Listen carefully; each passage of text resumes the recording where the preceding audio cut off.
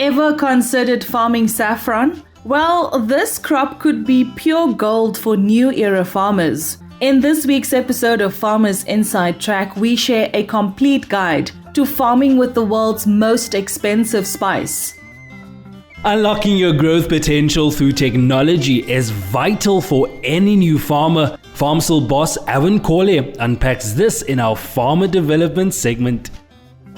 Giles, Director and Managing Attorney at Michalsons, gives us the 101 on what every agricultural enterprise needs to become compliant with the new POPI Act. We discover how Limpopo mixed farmer Karabo Motjana boosts his animals' mortality rate in our Animal Nutrition segment powered by Voermol Feeds, and Technical Manager Marí Bronkhorst unpacks the best practices based on Karabo's farming methods. Limpopo poultry farmer Petunia Betole's mantra is, when you lose, don't give up. Keep on trying until you get where you want to go. She's been crowned as this week's hashtag Soil Sister, powered by Food for Mzansi and Corteva Agri-Science. On top of our reading list for those chilly winter nights, a soil owner's manual, how to restore and maintain soil health by Jon Stika. And later in the show, our farmer tip of the week comes from forward-thinking Gauteng rooftop farmer Zandile Khumalo, who's on a mission to turn the concrete jungle green.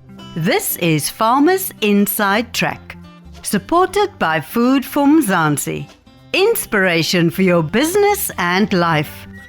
From South Africa's farmers and agripreneurs. Hey everyone, welcome to episode 83 of Food for Mzansi's podcast called Farmers Inside Track. I'm your host, Dawn Numdu, the editor for audience and engagement at Food for Mzansi. And joining me is Duncan Masiwa. It's great to be back, and I hope our regular listeners are as excited as I am about our new weekend edition podcast that kicked off last week. But between me and you, we certainly have a few more exciting projects loading. Don't give away all our secrets just yet, Duncan. Okay, let's kick off the show with that promise segment about saffron farming. Our journalist Nicole Ludolf chats to Eric Brown, owner of Karabo Fresh in Toastervier in the Western Cape.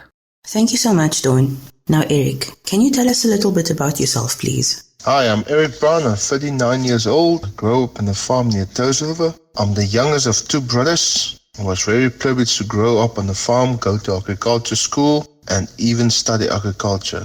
But that didn't make me a farmer. Life is all about choices. Chose to go to the UK, play rugby and study law, but that was short-lived. Reality kicked in. I met my wife, probably the start of my life purpose. I came back to SA with passion. We bought a farm. It was just a life farm that I tried to turn into an economical farm unit. I had vision, I had financial support, I have passion, and we established 25 hectares of plum trees, 40 hectares of onion seeds, 850 sheep in the Karoo, but after 10 years, I've lost it all, bankrupt. The reason? Reality.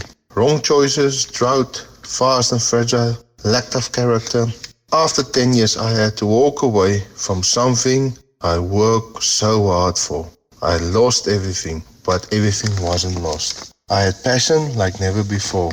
I was given a second chance, renting a farm 25 kilometers from the old farm. This time round, I had experience. Cultivars already tried and tested. All wasn't lost. I start again. Because farming is a passion. This time there was less. We had to do everything with generators, had to drill for water, prepare virgin soil. But this time I applied wisdom and experience with passion. Today we farm with 60 hectares of cauliflower and broccoli, 10 hectares of spinach, 5 hectares of butternuts, 1,400 Tony Merino eaves, and my saffron 0.66 hectares tested. That I do all the tests, and then I'm going to plant another 2 hectares up till I have 5 hectares in productions. What do you like most about saffron farming, and what do you like least? Farming is a passion, is twofold. To enjoy it and live it out, your passion. You can farm in your garden, but to enjoy it, you have to have passion, you have to have an economical unit, and you need to have networking. And we all have it, a phone. And through networking, I found the opportunity to farm with saffron.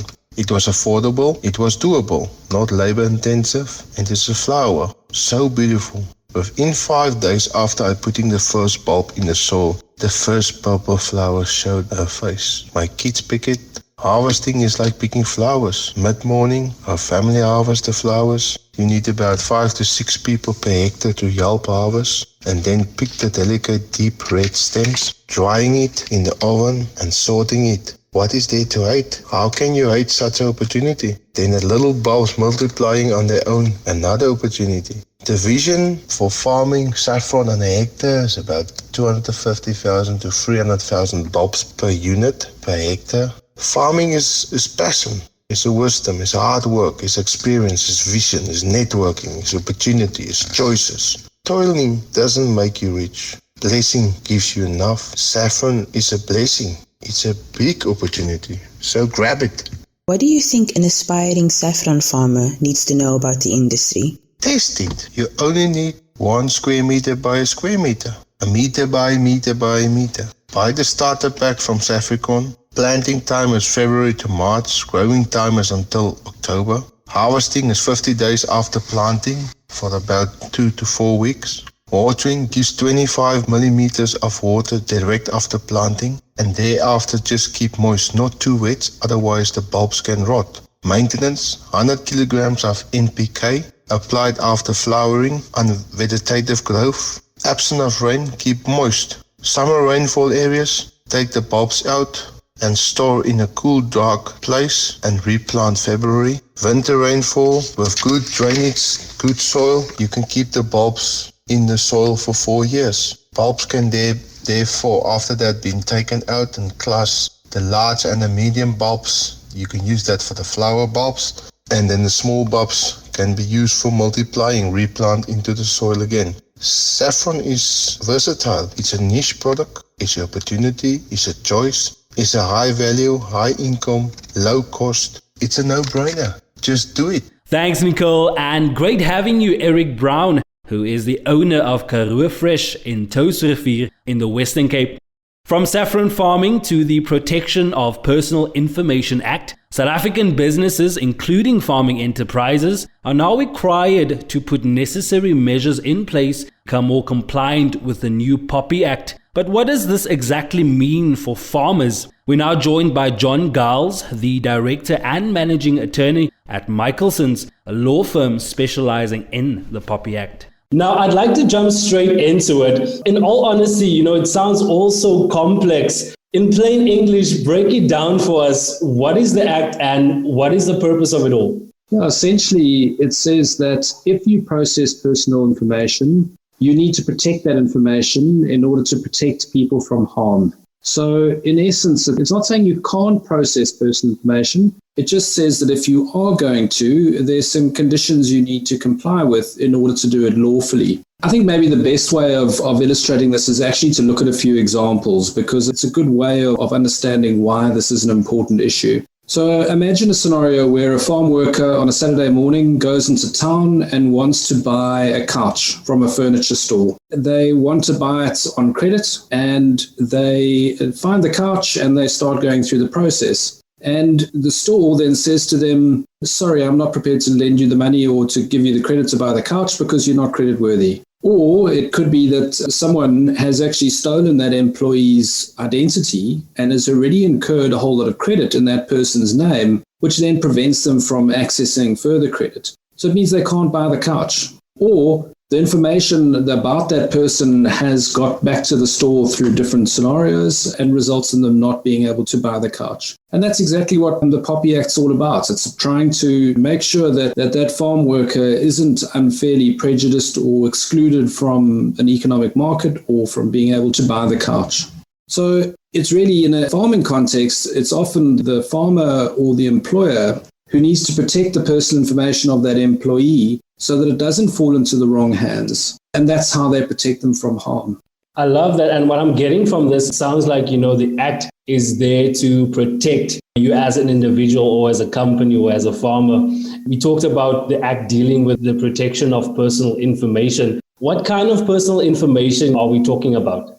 So it's any information that identifies a person. The typical examples would be name, ID number, telephone number, email address. But it goes broader than that. It's also things like your race, preferences, financial history are all examples. Now, we're not thinking of a farm worker, we're talking about a farmer. A farmer goes to a bank and says, look, I need to borrow some money. I need some money. And the bank says, no, I'm not prepared to lend you the money because I know that the land that you have has a very poor yield because I got data from lots of different sources. I've profiled you, and I'm afraid I'm not prepared to lend you the money. That's another classic example where the farmer is actually the data subject now. And the farmer is the person who could be discriminated against or prejudiced based on their personal information. It's another good example of how it could apply. You definitely clearly outlining it for us, as those that are working in the agricultural sector. What should farmers in the agricultural sector know about the POPI Act? If we look at farmers, it's always important to consider, are you large, medium, or small? Because the impact is different in those contexts. And what a small farmer needs to do is a lot less than what a large farmer needs to do. But really, if you think of a farmer,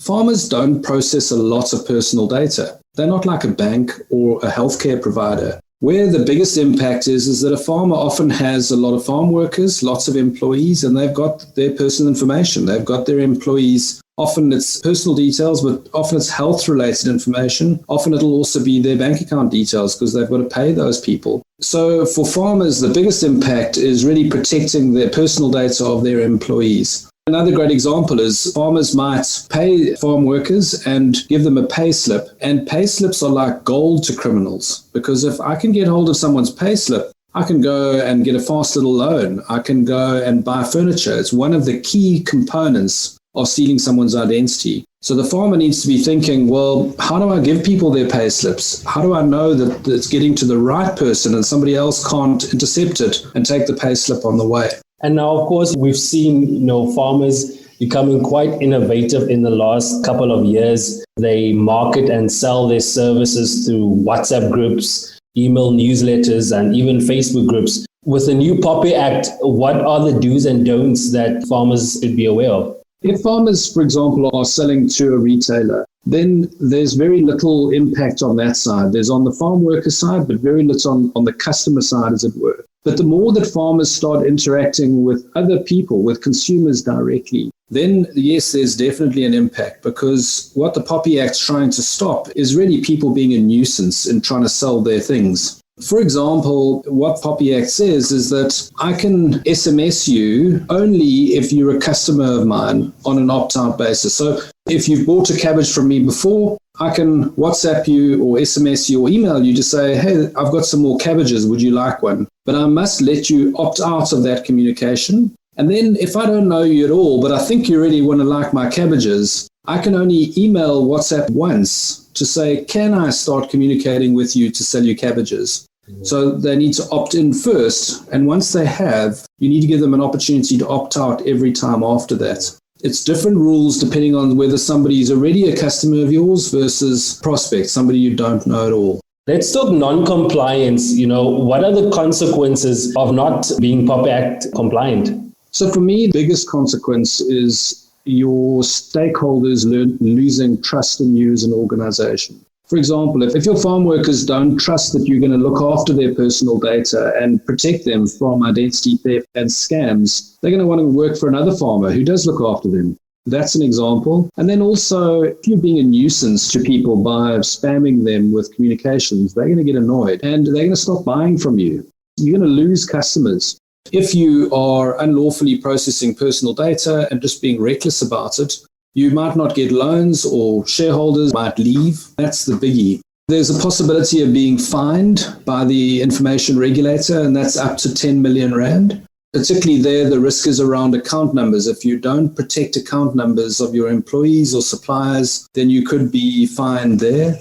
I think it's very unlikely that anyone will go to jail. So that's almost off the table. There's the possibility that data subjects could sue you. So, for example, if the farm worker's identity is stolen and as a result, if you as the farmer don't protect their personal information, a criminal gets that information and is able to scam them out of all their money, then the farm worker could claim damages from you as the farmer and you'd have to pay back to the farm worker the money they lost. So that's another consequence of non-compliance. You mentioned an amount of up to 10 million rand. Does that depend on what scale the farmer is? If I'm a small scale farmer, will I be liable to that kind of money? Does it depend on the scale of the business? Yeah, so there's certain minor offences which are up to 1 million rand, and then there's some major offences which are up to 10 million. So the regulator is definitely going to have a look at it and say, sure, this is a small scale farmer. I could fine you up to 10 million, but I'm actually going to fine you 20,000 rand. And that certainly is going to happen. But there are actually very few criminal offences. It's big things, like I mentioned, the failing to protect account numbers. But then on a smaller scale, it's things like if you need to get prior authorization from the regulator and you don't, it's a criminal offence up to 1 million rands worth of a fine. There's a lot of noise about information officers. And every farmer, every single body has an information officer by default, and it's really the head of your body. If you're a CC or a company, it would be the managing member, or it would be the director, the MD, whoever's the head is the default. And that person needs to be registered with the information regulator. And then there's a very small group of people who need to get prior authorization, and I don't think any farmer would need to get prior authorization. So really, the only practical thing at the moment would be to register your information officer. What's your final word of advice, to farmers? Don't panic. Don't let this issue stress you out. You've got a hard enough time as it is running a farm and just farming. There's so many things to consider. This is a minor issue compared to everything else. It is important, and you want to be protecting any personal information that you process in order to protect people from harm. But really deal with some of the important things, but don't let it stress you out. Don't panic. You're not going to go to jail. And to a large extent, it's common sense. Just keep thinking in your context and put yourself in their position. So would you like to get the SMS you're about to send to 1,000 people offering you cabbages? Would you be interested?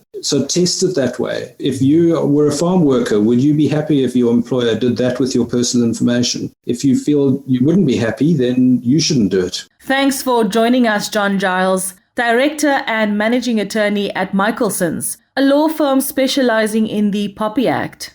We now change gears and move the discussion from the POPI Act to farmer development. FarmSol boss Aron Kole explains how new farmers can unlock their growth potential through technology. Aron, FarmSol is doing a lot to make new technology more accessible. Why is access to new technology so important? To break out of the poverty trap and farm on a commercial scale, farmers need to adopt the latest technology. This includes using mechanization equipped with modern technologies. In my view, mechanization should not be about the size of the equipment or the biggest tractor, but about the technology that allows a farmer to be more precise, efficient, and safe. This is what will really ultimately result in increased farm profitability. Secondly, it is important, considering the rise in demand for food production, to produce as much food as possible in a short period of time and as efficiently as possible. In this instant, the use of technology can assist us achieve this. You'd be aware that climate change brings about higher production risks, including shorter windows of opportunities to plant. Therefore, the farmer must have the necessary technologies to monitor the crops. Ideally, this should be done remotely in the comfort of your seat, and I think it's possible, and apply the necessary preventative changes precisely where the change is needed before a huge damage can occur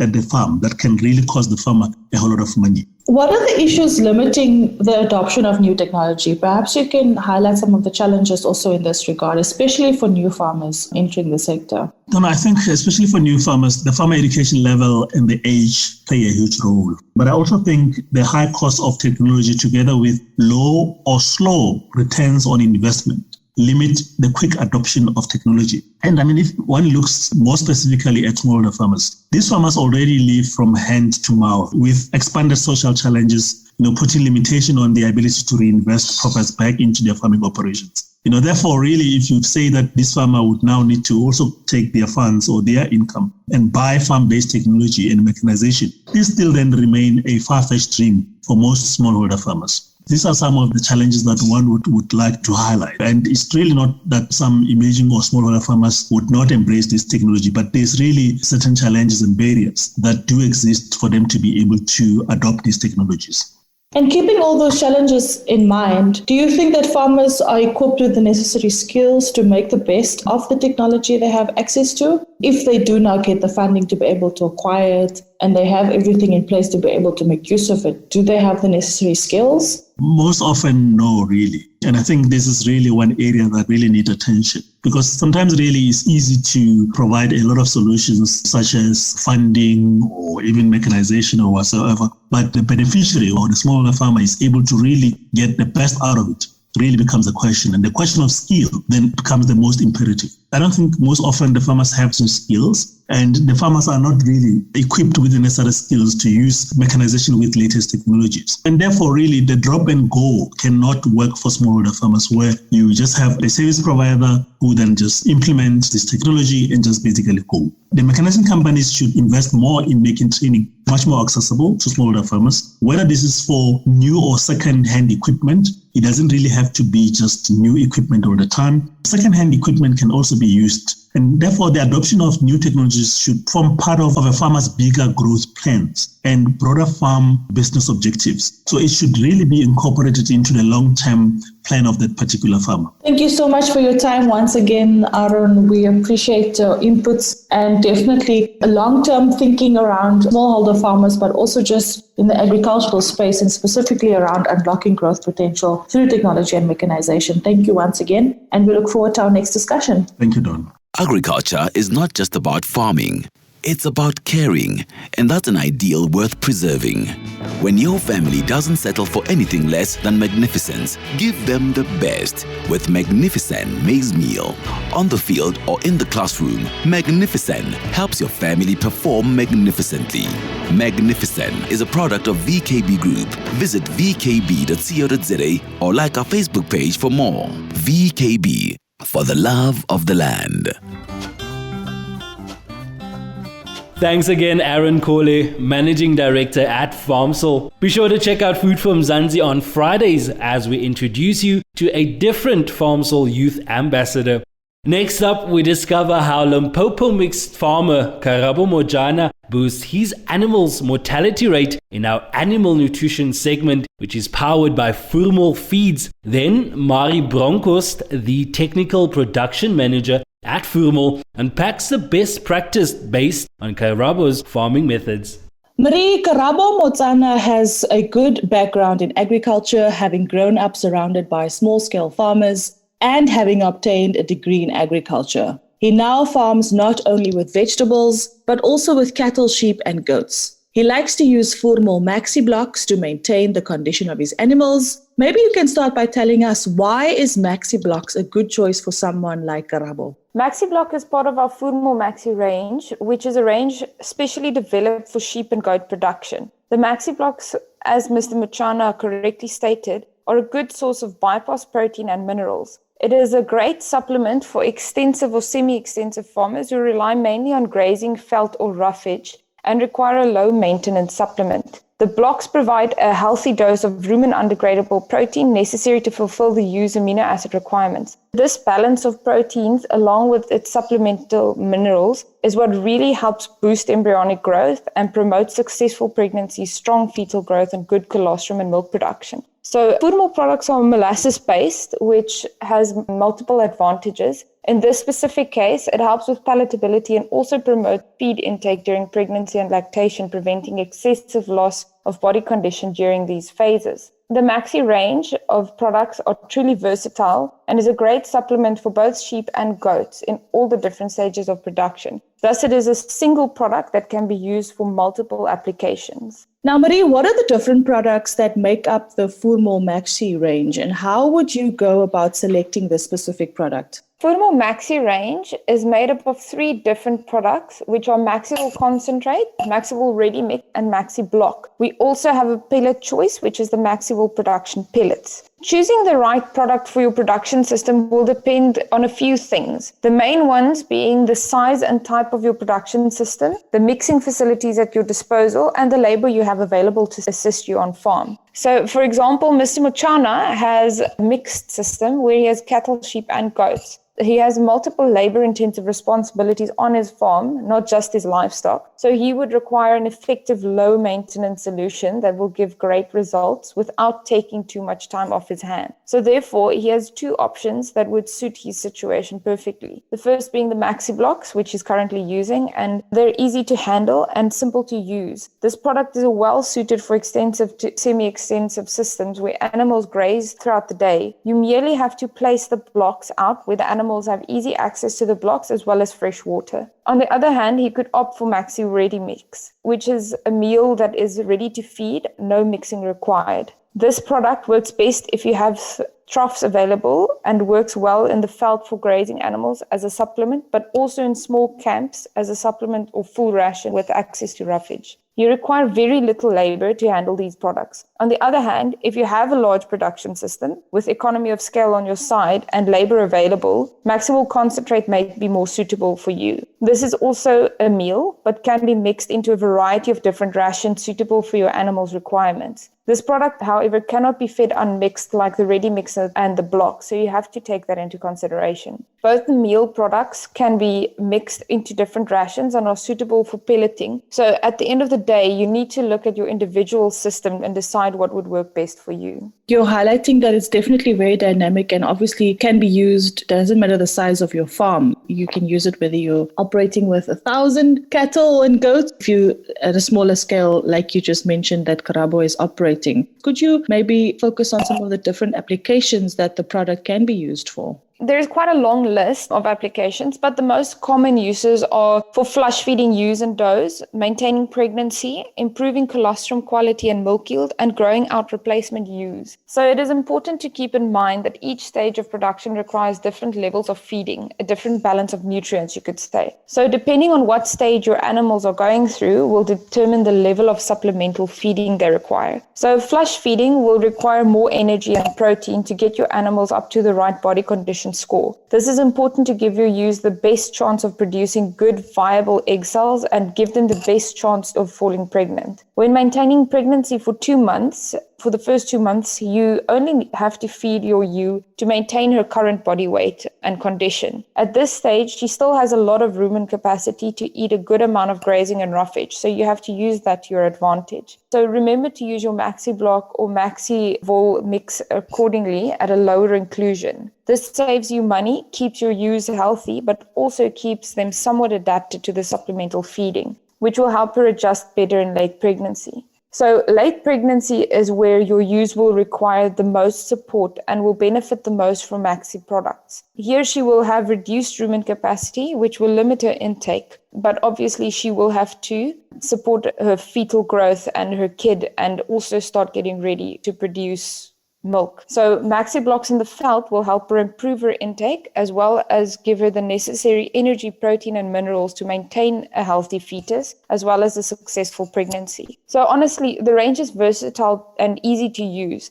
The most important thing here is that you use it correctly along with good management practices to get the best out of your ewes and your animals. Thank you so much, Marí. You've given us great insight and lots to think about. And I'm sure people will take everything that they've received from you today and use it the best way that they can on their farms. Karabo Motjana also a good example of how he utilized this specific product and also to the benefit and to grow his farming operation. Voermol produces superior quality molasses-based supplements for ruminants. These products include maintenance, mineral transition, production and energy licks, feedlot concentrates and liquid feeds. For expert advice on animal nutrition for optimal production and profit, contact Fullmo Feeds on 032 439 5599 or info@voermol.co.za. Marí Bronkhorst, Technical Manager at Voermol Feeds. On top of our reading list this week is A Soil Owner's Manual, How to Restore and Maintain Soil Health by Jon Stika. This book is about restoring the capacity of your soil to perform optimally. Food for Mzansi Sinelizwe Citizen Journalist of the Year, Terry Ann Browers, reviewed this book and says it will change the way you think about and manage your soil. Hi Dawn and Duncan. In this book, soil health pioneer Jon Stika describes in simple terms how you can bring your soil back to its full productive potential by understanding and applying the principles that built your soil in the first place. The author's main objective is to help farmers understand how soil functions so that when they maximize productivity, they do not undermine future yields and ecosystem health. Although the book is a short read of only 108 pages, it is packed with incredible information that will benefit both large and small-scale farmers. In the words of the author, restoring soil health is restoring hope in the future of agriculture, from large farm fields and pastures down to your own vegetable or flower garden. Thanks, Terry Ann Brewers. To suggest the next book of the week, simply email us at info@foodformzansi.co.za. Life in South Africa can be a lot. I mean, scroll through Twitter for a minute and tell me I'm wrong. Thank God for South Africans though, right? We're inspiring, and even on the bad days, we fight back with a smile. That's why I love Food for Mzansi so much. They're not ashamed to celebrate the ordinary unsung heroes who work every day to put food on our nation's tables. Go to foodformzansi.co.za and never miss an inspiring story. You know what time it is. Drumroll please for this week's hashtag Soil Sister, powered by Corteva Agri-Science.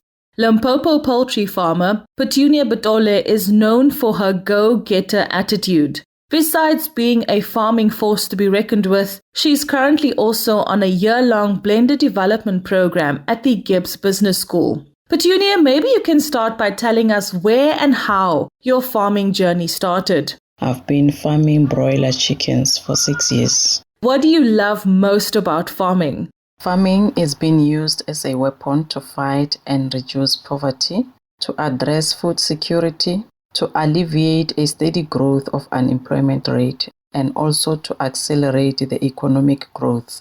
What I love most about farming is the way in which it addresses a means of support or a living to the nation, local communities, and household level. And then before we let you go, do you have any tips for women who are just starting out in the agricultural industry? Farming is all about entrepreneurship. Being an entrepreneur is about taking a calculated risk and responsibility. As a woman, we are scared of taking a risk. However, women have more knowledge, but they don't apply it. It takes time for a woman to reach her dreams due to lack of application. Therefore, you will never know what you don't know because you are failing to apply your knowledge. Once you fail to try, you are a failure. But if you try and fail, you can still improve. The more you improve yourself, the more you can help people around you because each success is the opportunity to help others. Wise words right there from Petunia Butole, a chicken farmer from Limpopo. Be sure to also read her inspirational story on Food for Mzansi's website. Also, stay tuned for our Farmer's Tip of the Week from Gauteng rooftop farmer Zandile Khumalo. Agriculture is not just about farming. It's about caring, and that's an ideal worth preserving. It's yummy. It's good for you. And the whole family loves it. It's grain-filled chickens, proudly South African and mouth-wateringly delicious. Discover a world of tasty goodness and visit grainfilledchickens.co.za or like our Facebook page for more. Grain-Filled Chickens, a proud member of VKB. VKB, for the love of the land.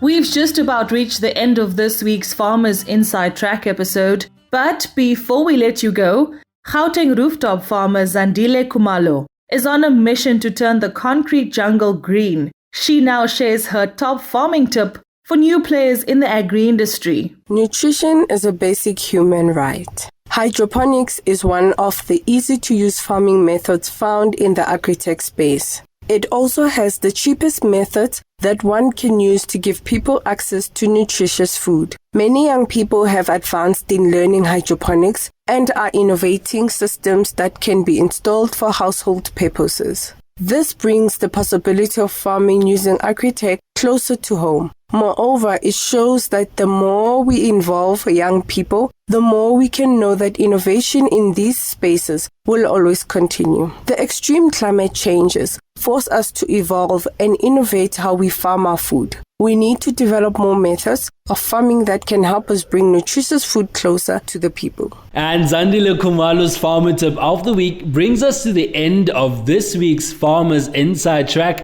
proudly brought to you by Food for Mzansi. Now, for more daily inspirational stories about the farmers and agriculturalists who go above and beyond to feed South Africa, visit www.foodformzansi.co.za or follow us on Facebook, Twitter, and Instagram. Remember, if you love this podcast, please rate it and share it with your friends, family members, and fellow farmers, especially your fellow farmers. Farmers Inside Track is available for free on YouTube, Spotify, Apple Podcast, and Google Podcast, and of course also on foodformzansi.co.za. From me, Duncan Masiwa, Dawn Numdu, Nicole Ludov, and the rest of the Food for Mzansi team, have a great week, and please, let's continue keeping each other safe during the COVID-19 pandemic. What joins a continent but its continuous flow over mountains, through rivers, in the rhythm of the land? What ignites its future but the promise to fulfill, to protect and grow the very life of tomorrow?